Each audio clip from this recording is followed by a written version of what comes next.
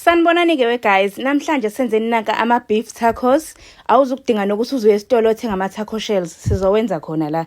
Uzothatha ama-tortillas akho, ngiyazi ukuthi uhlezi wasebenzisa but uhlezi uzenzela ama-wraps, uzenzela namashwama.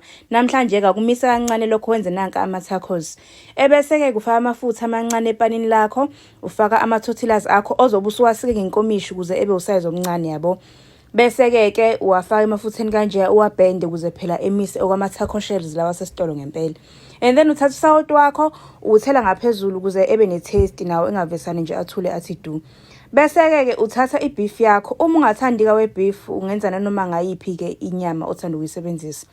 And then wasike into strips i-beef yakho, ebese uyifaka epanini, ufake i-rosemary, ufake i-spice sakho, ufake garlic. Uzoyivuthisa ngendlela othanda ukuthi ivuthwe ngayo-ke. Uthatha ama-taco shells akho uwafaka kwi-baking tray yakho. Lapha ngiyivimbe ngenkomishi ngeglass yabo ukuze phela engatsheki noma engachitheki.